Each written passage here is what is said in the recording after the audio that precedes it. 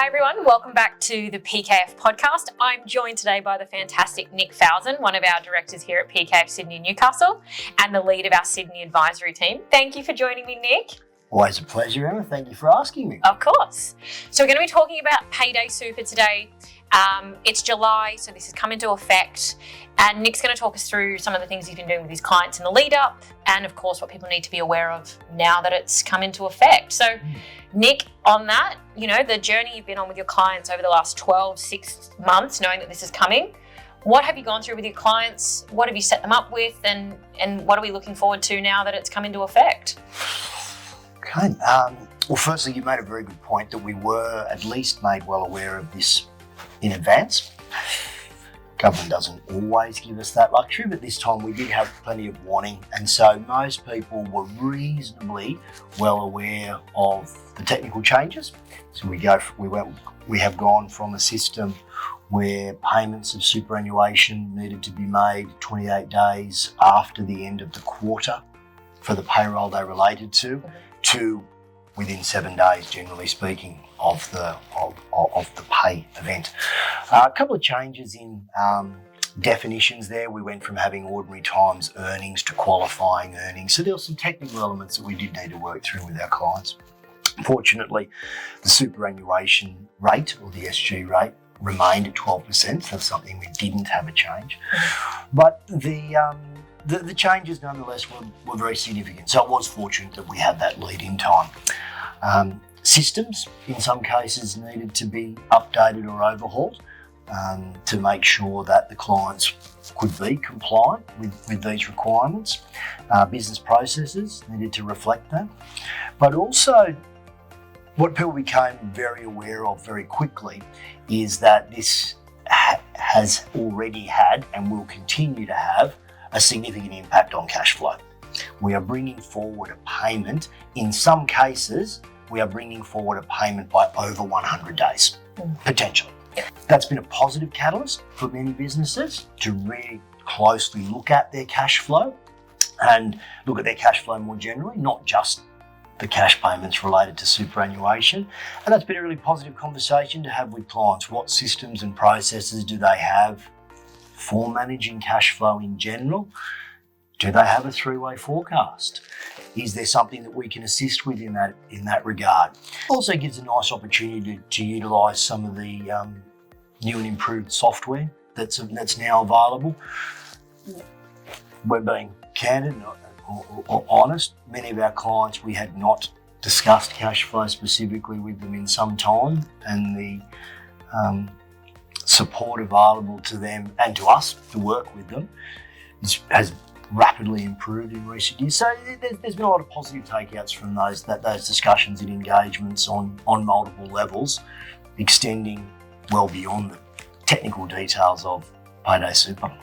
So diving into that, just one quick question. Assuming the listeners aren't accountants like myself, just explain a three-way cash flow for the listeners in really high terms so people can follow what we're talking about. Very good question. Apologies for the three-letter acronym and the jargon. A three-way forecast simply looks at a forecast for a business, but not just the profit and loss forecast, as in look forward profit and loss, but the cash flow that will come from that profit or loss as it eventuates, and what impact that will have on a balance sheet. So in the same way, in a set of financial statements, you have a balance sheet, a profit and loss, and a cash flow, each of which gives slightly different but related information. You can have all three elements to a forecast as well, which we think is particularly important. Fantastic.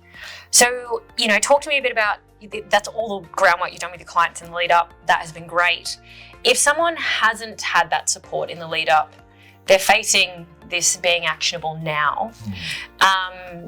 Without going into too much detail, of course, because obviously it's government mandated, but what are the repercussions of not following this? The fallout's going to be quite significant. So talk us through some of those implications. Yeah, now there are, as you quite rightly noted, there are some significant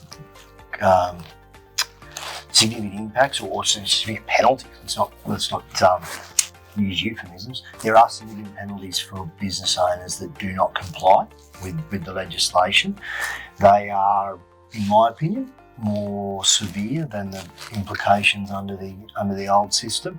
It's only a personal opinion, but I'm quite comfortable with that. People's superannuation is very, very important, and almost without exception, our clients are very comfortable with the regime being strict in that regard. So that's one element and one aspect. So ensuring that you have proper, as I mentioned earlier, proper processes and systems in place to ensure compliance and avoid those penalties, personal and corporate penalties, is very important. But the other areas that are as important and flow on from the discussions are, as I said again, around your more general cash flow requirements, and so the negative impact that this could have on your business if you don't manage it properly. Those have been a lot of the discussions we've been able to have for people who we either haven't discussed this with them yet, or maybe they're new to PKF or would like to be new to PKF. The good news for them is it's certainly not too late. It is important that you act quickly, but it certainly is not too late.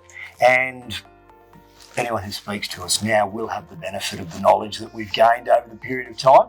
I won't mention them on the podcast, but I was very open with the first client that I engaged with on this, and I did let them know we're going to learn this together, and we did. They were incredibly patient. Anyone that we talk to now obviously has the benefit of the lived experience. Yeah, the lived experience. Everything we've learned along the way already. Fantastic. So you're talking about systems and their processes to make sure they're all in alignment. What are the conversations you've had, either before now or you're going to have after now if new people have come onto PKF? When you explore what these systems are, people get into accounting and payroll systems and then they almost stay wedded to them. Yeah, no, maybe longer than they need to. So how's those conversations gone? Very, very good question, Em, and it's probably interesting timing or relevant timing, fortuitous timing, whichever you want to choose, that this legislation is coming in now. For some time, almost all our clients have been on a cloud-based accounting software. Many on Xero, but there's a range of other excellent softwares out there. Most of the clients are using it very well, but the review that we've done to ensure compliance with this new legislation has been a catalyst for a more deeper review or a broader review of their accounting systems, how those accounting systems align with their business processes, whether they're still fit for purpose, whether they're in fact optimised. Many clients, we've gone through that review and we've found one or many improvements. With a number of clients, the Xero file wasn't quite optimised. With a number of clients, we realised they were going to benefit from a particular add-on that would improve the functionality of their software and therefore improve their business. We have had a couple of clients where we realised that their current system was not quite fit for purpose any longer, and were able to embark on some projects with our colleagues in the digital solutions area, and some of those may end up in an ERP or more sophisticated system being implemented. But yeah, it's a really, really good question and something I hadn't anticipated at the start of this process, but a really interesting flow on from the review that we're doing, and some really great outcomes, some really, really interesting projects with some really significant improvements. Which is a really good win. Obviously being compliant and paying your team accordingly is a win on itself, but the really good win of how often do we know if we've outgrown our accounting software? How often do we know if it could be done better? When do you have the chance to internally review or have someone help you do that review process? So a really good win.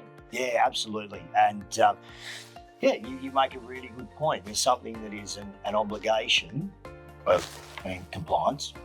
The reward is that you stay out of trouble. Being able to take that and make it into a proactive exercise, or combine a proactive exercise with that compliance obligation, it's been a really good opportunity. Great. So with all that said, Nick, this is great and I love hearing our clients have wins. If you yourself want help, what would be that final takeaway you would give to someone who maybe hasn't been on this journey, is looking at Payday Super implications? What would be a tip that you would give them? Firstly, don't panic, and it is not too late, but do make it a priority. We're very much available to assist. So making sure that your systems allow you to be compliant, making sure that your processes ensure compliance, and then considering whether the systems and processes and software in general are optimising your business performance and aligned with your goals. Fantastic. Oh, great. Well, it's not as daunting as we've thought. Thank you so much, Nick, for coming on with me today. And I hope to see you all next time on the PKF Podcast. Thank you. Always a pleasure. Thank you very much. Yeah? Thanks. Cheers.